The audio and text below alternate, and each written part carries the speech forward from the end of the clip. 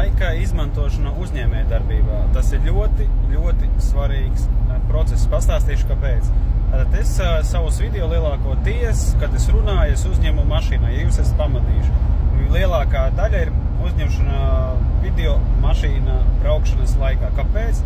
Tāpēc, kad es pārvietojos pa ceļu no punkta A uz punktu B, man ir laiks. Tad man ir iespēja izmantot vai nu kaut kādām lietām, vai kaut kam klausīties, vai kaut kādas lietas, domāt, darīt, bet es šobrīd runāju ar cilvēkiem. Kāpēc? Tāpēc, kad cilvēkiem ir svarīgi zināt tavu profesionālo stāvokli, tavu pieredzi, varbūt kaut kādas kļūdas, varbūt kaut kādas interesantas lietas, lai viņi varētu izmantot šīs lietas savā ikdienas dzīvē, lai viņiem kaut kas vieglāk dzīvē paliktu, vai uzņēmējdarbībā, vai situācijas, jebkurā mirklī. Tāpēc nevajag vispār atcerties, nebaidieties vienkārši paņemt un sākt runāt ar cilvēkiem. Jo uzņēmējdarbībā ir tas, ka tad, kad mēs stāstam savu pieredzi, izklāstam notikumus, darbības, lietas, konkrētus soļus, secību, vai stāstam par savu produktu vai pakalpojumu, kā tas produkts, pakalpojums palīdzēs otram cilvēkam, vai ko viņš varēs iedot, vai kādu vērtību iedos, cilvēks varēs izvēlēties skaidrāk. Un šis ir arī viens no pārdošanas trikiem, lai internetu piepildītu ar savu informāciju, jo kas notiekās?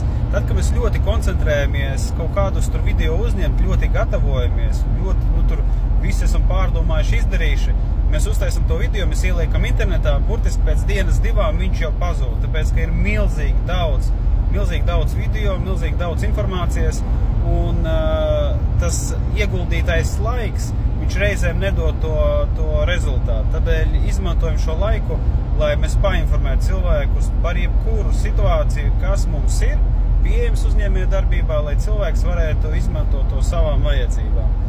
Tādēļ drošāk cilvēki atklājiet savu iekšējo personību, izsakaties, runājiet. Es iesācu man sanāk 6. gads un tā intensīvi es strādāju pie video uzņemšanas. Es varu pateikt godīgi, pirmie video bija ārprātīgi, es nevarēju neiesākt runāt, neizteikties. Pirmos videos taisīja vispār tumšus, tāpēc, kad nevarēja sevi redzēt, skatīties.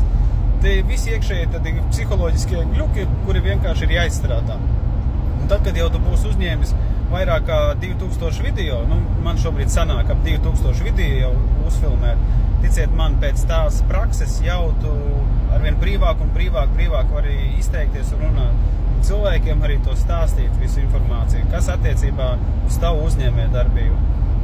Tādēļ izmantojam laiku, jebkuru laiku, kas mums ir dots, lai realizētu savus vīzijas, sapņus, ieceres, vēlmes un tā tālāk. Un tad redzēs, tie cilvēki, kam ir jāredz, viņi pieņems to visu un būs forša sadarbība.